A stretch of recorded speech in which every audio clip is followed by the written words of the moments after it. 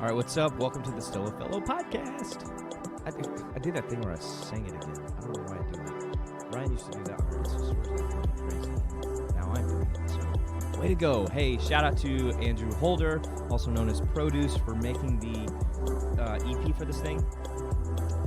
It is, EP. Sometimes I like to say IP, but whatever. So check him out, Andrew Holder.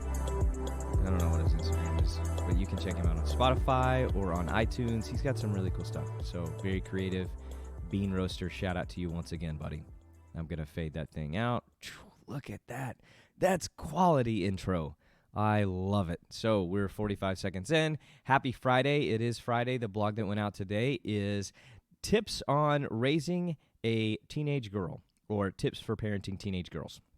So we'll kick this thing off because I have a 13-year-old, almost 14-year-old girl in the house, and even today was like, whoa.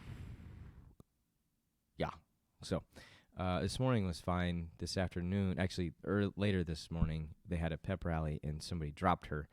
She's a cheerleader, and they dropped her from the stunt, and the world has ended today, November the 8th. Today was the day that it all ended. So, and that's how it happened, so you all know. Grapevine, Texas. Cheerleader got dropped. World's done.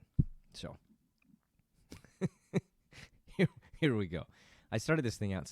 It says, which is what I said, I'm convinced that the mind of a teenage girl is the most complex thing in the world that no one other than Jesus understands. I'm also convinced that my kid doesn't understand her own mind either, which I think is fair. Like I'll say this. I have no idea what it's like to be a teenage girl. I never was one, and I never will be one. So I don't know. I never been in that mind. I've watched it though.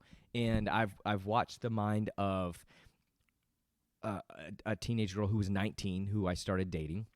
And then as that mind aged into her 20s and now into her 30s, and we're knocking on the door of the 40s, that's like coming soon. So I've seen that, and I've lived with it, and I've had conversations with it, and built a family with it, and run a business with it, and traveled with it, and been best friends with it, and been fighting enemies with it, and all those great things. I still don't understand the mind of a woman. I just don't. I don't get it. At least that one I live with thinks differently than I do.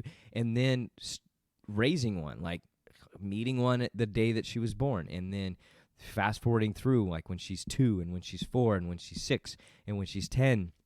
And then when she turns into a teenager, like we've lived, the only moments I've yet to live in close space proximity with are, actually, that's not true, because when I grew up, I had a sister that was 2.5 years older than me. So I've seen the 14 to 18 years, but not in this environment. So that's the next phase for us.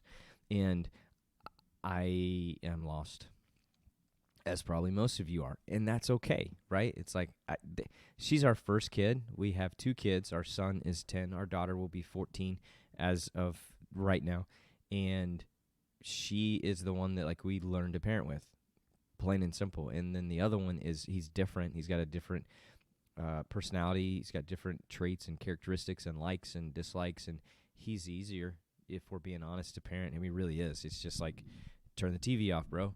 Cool, done. Put the video game up. Seriously, bro, put the video. Okay, cool. And we move. So stuff like that. And on the other hand, as I finished the first paragraph, I said, there are days when I think she's going to laugh, cry, or punch somebody all at the same time, and nothing has happened at all. And like, well, what do you do with that? I don't know. Give her a hug and a kiss. What do you do when she pushes you? Nah, do it anyways. So here are the things that I've learned as of late. Like, how do I deal with all that goes on? And I'm going to read the second paragraph. Here's what I've noticed as of late. She's going to wake up angry every morning. That's just how it is. Like, the way our family works, we all get up. She typically gets up first right now because she has to be somewhere before anybody else does. And so her first thing is we're starting the day that way. We got to get her there first. So she usually gets up, walks in our room, and is like, get up, we're late. We're not late. Nobody's behind. Like, I'm going to get up, help Ryan make the bed, make breakfast. Ryan's going to make their lunches, pack them, get them all ready, and then I'm probably going to be in the car with our son before she's there, and I will probably have taken her bags, but she's still frustrated from moment one. and she's gonna go to bed angry, and she's gonna wake up angry. That's just how it is, and she's gonna get her feelings hurt at school. There's gonna be a new dramatic incident every day.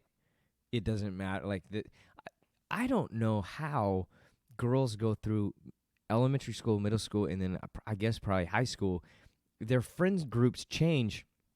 Not like my friend group kind of morphed. When I was in elementary school, there were a certain group of guys that I kind of ran around with, and then we hit middle school, and that shifted, and I hung out with a different group of guys, and then it was kind of like different environments too. It was like these guys I hang out with at school, my neighborhood. Those guys were pretty consistent because we all lived there for most of the time. And then in high school, it changed, or neighborhood school, and then like church, and so those were different pockets, and there was some overlap because of who went to school where and whatever, and then in the summers, you kind of gravitate to, like, who's the easiest to hang out with and how does it work. Fantastic. And then it changed again in high school. We started driving, and so that shifted, and then we hit college, and same thing. But it all kind of went with the seasons of life is how I remember it. Girls seem to change friend groups every 6 minutes. Like, literally. Like there's one kid hanging out this weekend, and then the next weekend it's like, oh, they're mean, and they're bullying me, and you're like, I want to be sensitive to that. Like, if that's really happening, then sure, let's. What can we do as a parent to help, love, protect, direct, shepherd, and steer the whole thing? And what are you doing wrong? And at the same time, like it feels like there's an extreme insanity to there's zero consistency across the board. As I just watch, I'm like, there were times starting, I think, in second grade, maybe even first grade, that I would pick Tanner up and we'd be walking home, and she's telling me whatever dramatic story happened that day, and I couldn't even follow the storyline because like their names are coming in, and it was like, it's mind-boggling, at least for my mind. And I'll just keep going through this. There's going to be a new dramatic event each day. There may be 2 or 3 of them. There's going to be scoot back. She's going to speak rudely to her mother, her brother, and sometimes even to me on a daily basis. I catch the least of it. Ryan catches the most because they're the most alike, and so they butt heads the most.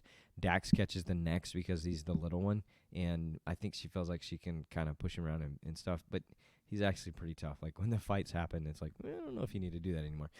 And then I'll catch some of it, but not nearly as much as the other two. I'm the biggest. Which is not normal for me. Typically, that's not a thing.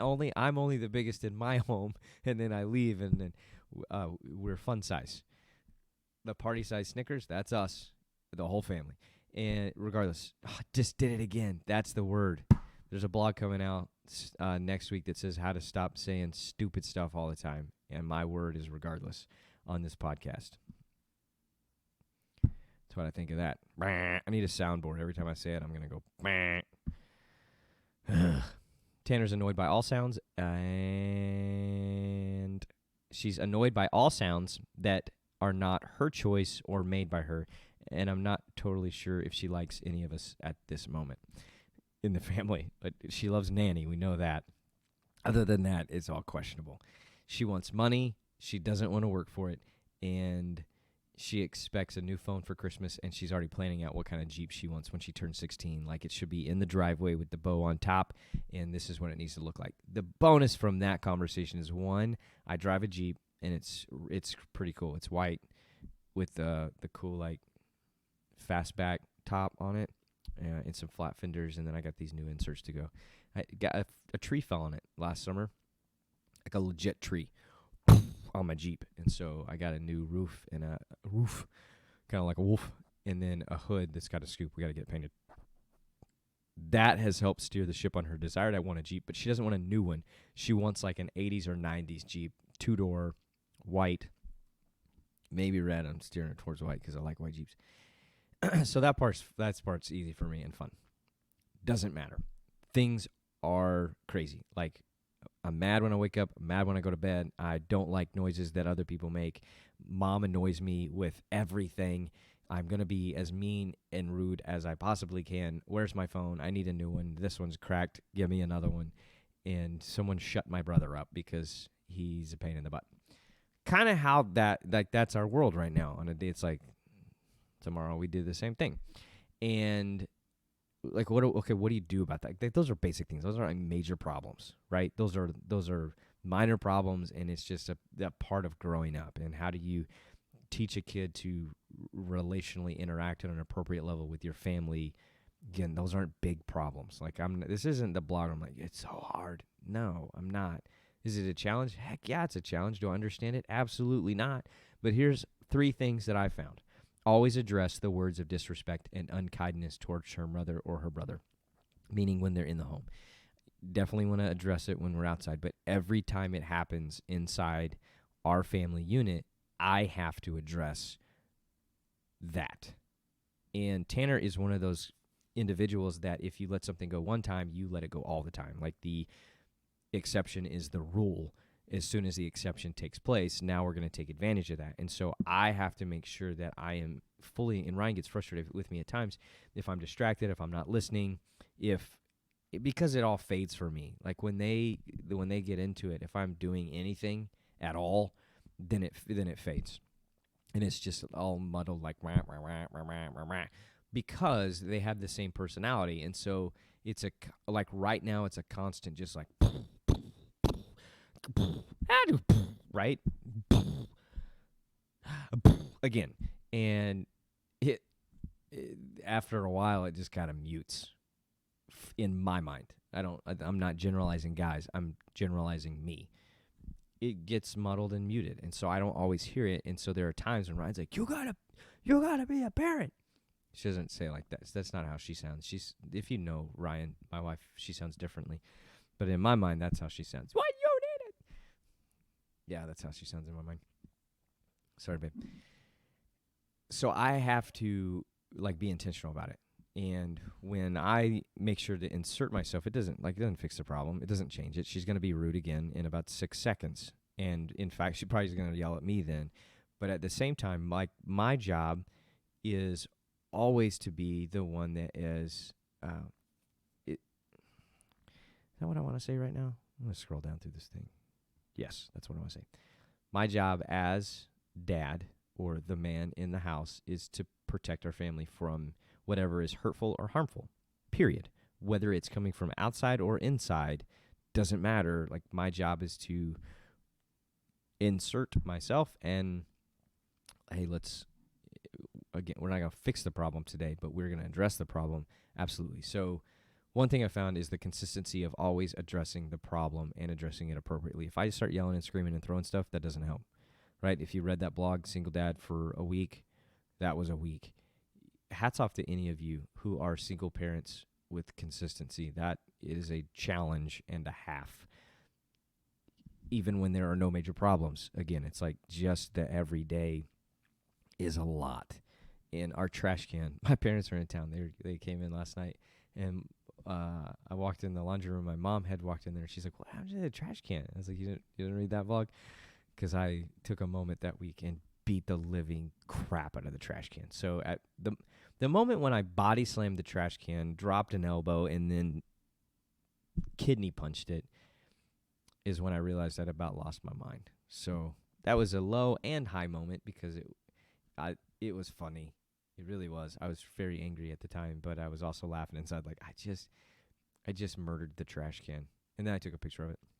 If you didn't read that blog, go back. It's called Single Dad for a Week. Picture of the trash can on there. We named him Trashy because he's pretty trashy now. Almost did it again. So I have to engage all the time, right? There's an odd pause. Apologize for that. Number 2. So number 1, again, was always address words of disrespect or unkindness, because those are consistent things with our teenager. Don't know if it is with yours, but it is with ours.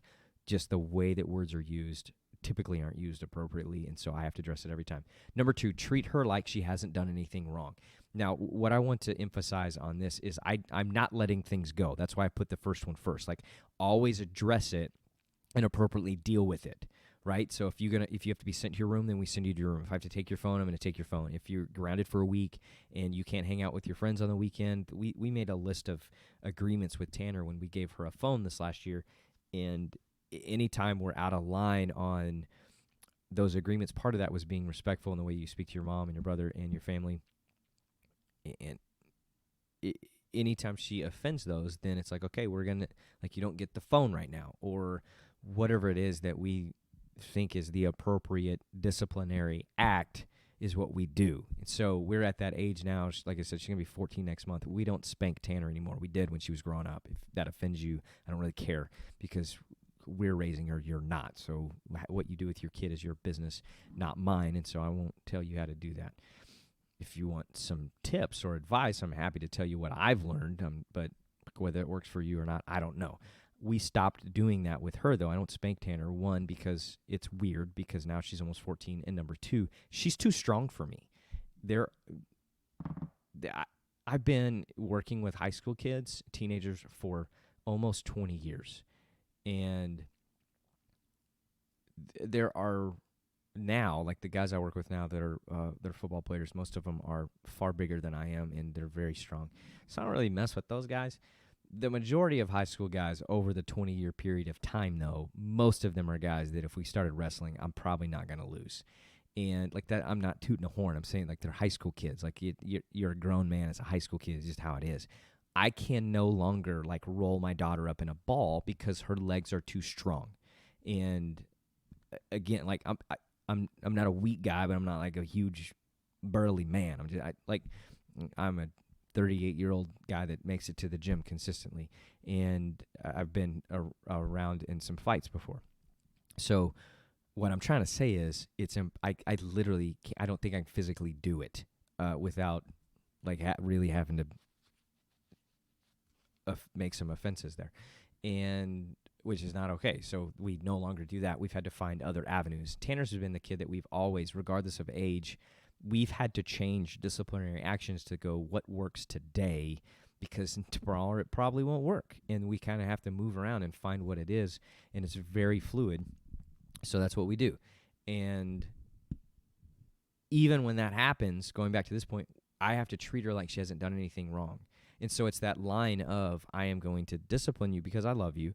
I'm going to protect our family appropriately. And at the same time, like when you're mad at me and I've sent you to your room and I took your phone, I'm still going to come tuck you in at night and cuddle with you and talk to you about your day and pray for you and kiss you and tell you that I love you and that I'm proud of you, and I'm going to leave. Like that's always going to happen, whether you are saying, get out of my room, go away, leave me alone, I hate you, whatever words are being used at that time. I can't let that affect me. Why? Because I'm the grown-up and the parent, and she's the kid. That's okay. Like, you're supposed to be the kid. You're supposed to make stupid decisions. You're supposed to say stupid things because that's a part. I'm not saying I don't expect you to deal with your stuff. I'm not saying I don't expect you to have a high standard of character or integrity and to do things right. That's not what I'm saying. But what I am saying is I also understand, like, I was afforded the opportunity to be an idiot. This was. And that's a part of growing up. Now, there are always consequences to the dumb things you do, which is fair. And at the same time, they have to grow up. Like, you have to let them fail. You have to give them opportunity to do it wrong and then be okay when they do it wrong. And not only that, giving them the freedom of having the conversations with you of, hey, I need to tell you how I got it wrong, and not freaking out on them. And that's part of it. Like, when that happens, then you still have to treat them the exact same way. And trying to understand that balance of, like, there's nothing that you can do that's going to change how much God loves you, right? Like, you can't do anything to make him love you more. You can't do anything to make him love you less. Like, take that one, write it down, and think about it later, because it's not really what we're talking about, but it completely relates. It doesn't matter what she does. There's nothing you can do that's going to earn more love or how proud I am of you. And there's nothing you can do to take away from that either. Like, it's always as much as it can be. And so when that happens, you do it anyways. Like, whatever it is. Like, when I walk in the room, this happened 3 nights ago, whenever it was, we had sent her to bed. Like, we're all having dinner. Tanner's annoyed with her mom. She's speaking to her unkindly. I immediately am like, go to your room. We're done. So she leaves. Dax finishes up. He goes to do whatever it is he's doing that night. And she comes back like 5-10 minutes later and apologizes And kind of like in the middle of the apology is committing the same offense again to Ryan. And again, address it every time. And we're like, you're going to bed. You are now through, just like done. And so she goes, gets in bed. She's mad. I don't remember if the door slammed or not, but it probably wasn't quiet. And I don't know, 20, 30 minutes later, because it was like 7:45. Our kids usually go to bed at like 8:30. And I go in there. We're putting Dax in bed. I go in Tanner's room and climb in the bed, and she's like, "Go away! I don't want you here." And I don't even address that. Like, I do exactly what I always do. Like, I crawl in bed, tuck her in, cuddle with her, talk. And literally, it was crazy. She started with, "Go away! I don't want you here." Like, blanket over the head, rolled over.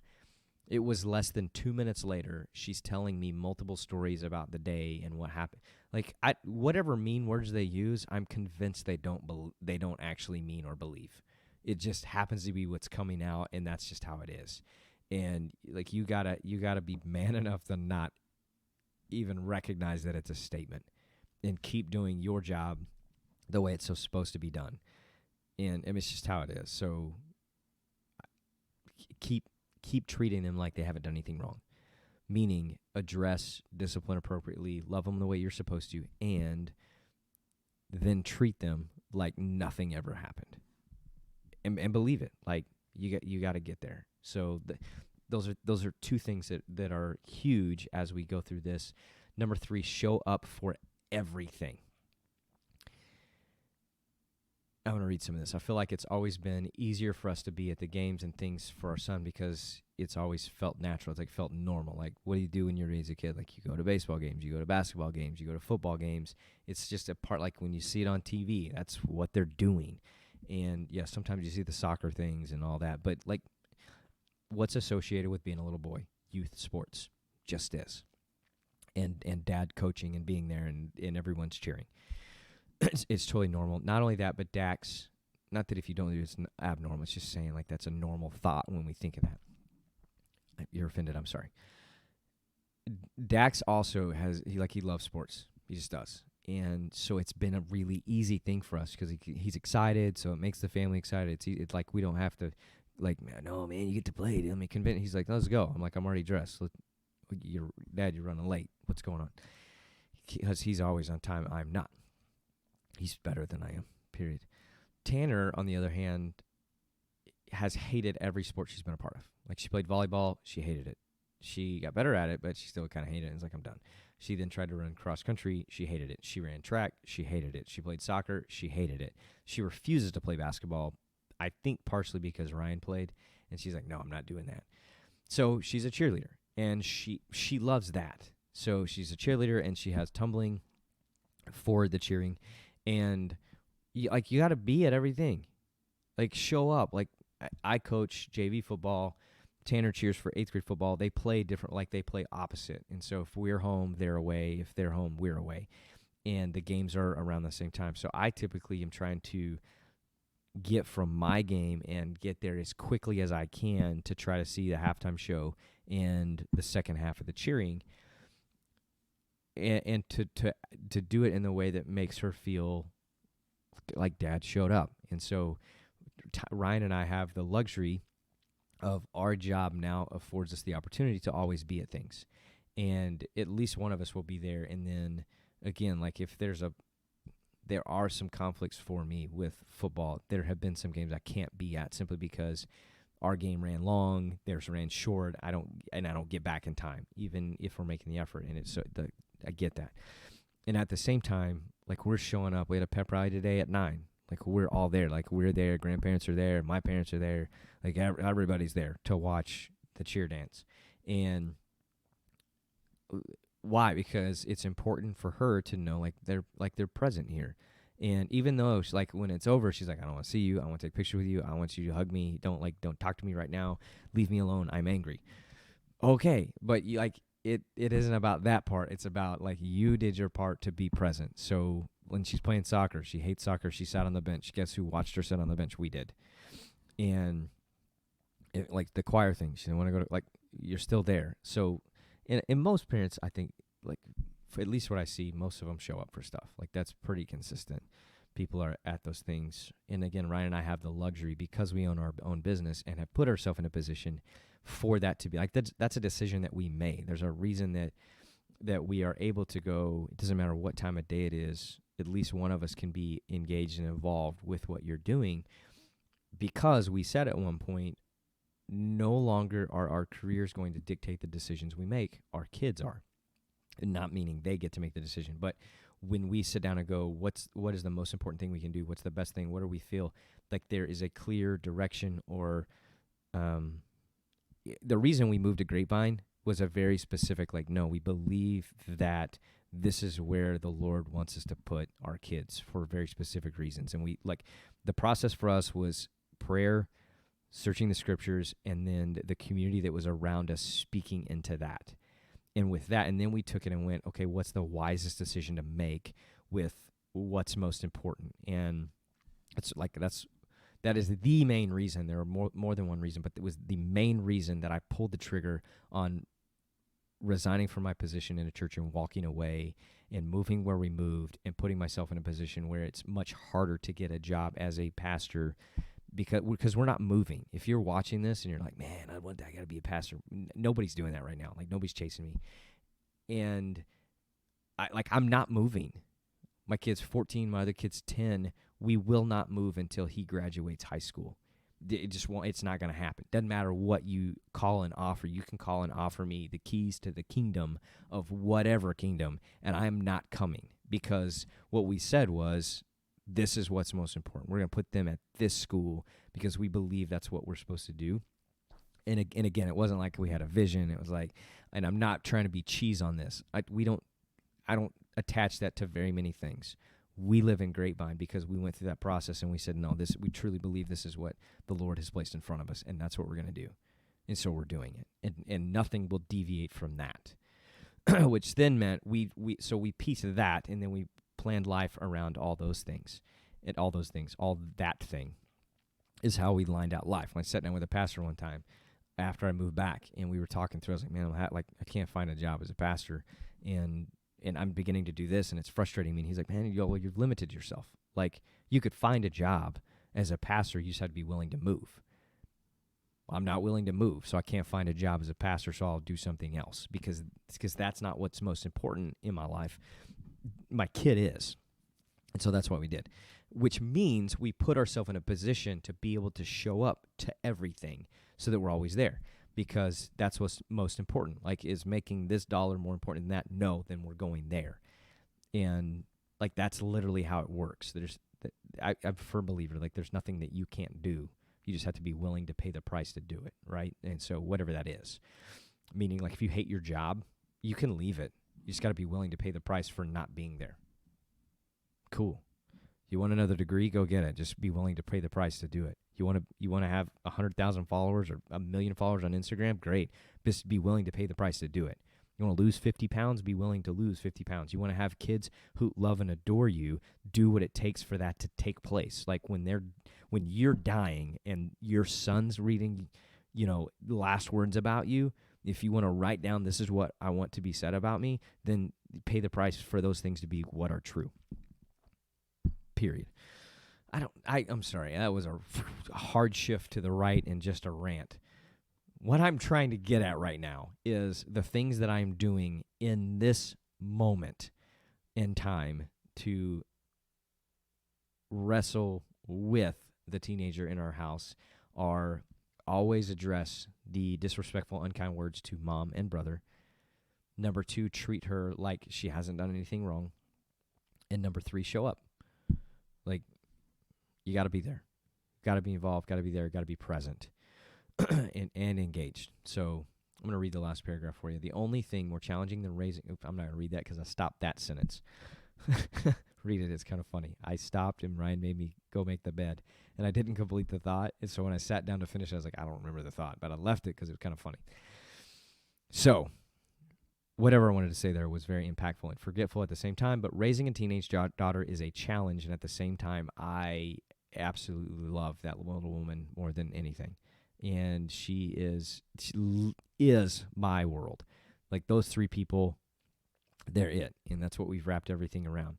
So, like, my efforts right now are to take advantage of the last few years we have of her in our home, because there aren't many left. Like, we're at the end of middle school. You have 4 years of high school, and then it's donezo. I know some of you are like, no, it's not donezo. They come back after college. Maybe. That cool. You know, whatever. Whatever you can do to help your kid, help your kid. If that means stop giving them money, that may be what's best. Or if they need some, give it. I mean, I don't know. Whatever the situation is. The point is, being a parent is a challenge. Even if nothing major, traumatic happens, it's a challenge day in and day out.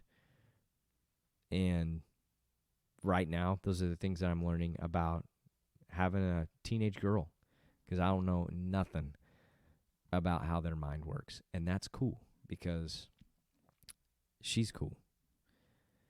Now I'm going to show you what it's like to fade up the intro music. I'm not going to show you that yet. Why? Because my intro music stopped, and now I'm going to fade it. It didn't stop. I just got it muted. See, look at that. Andrew Holder, thanks again for the IP for this thing. Thanks for tuning in one more time to the Still Afloat podcast. I think I'm going to have Ryan on in a couple weeks, and we may talk about some marriage and raising kids, or maybe work or something cool. I don't know. So she's fun. Also got another guy coming up. His name is Jeff Reed. He's a online church guy, and so we're actually doing that podcast next week, and so excited about that one coming out. Also dropping one from a guy named Travis Stevens, a guy I met who also is a writer for a church website that I also write stuff for, and so we connected, and he's a pastor in Tennessee, so I'm going to drop that one next week as well. So anyways, so like the show, share the show, comment the show, follow the show, leave a review. Well, I don't know what platform you're looking at it on, so however you engage there, and that would be awesome. And did my intro music end again? Well, if it ended, whatever. Have a great day. Enjoy your weekend. Later.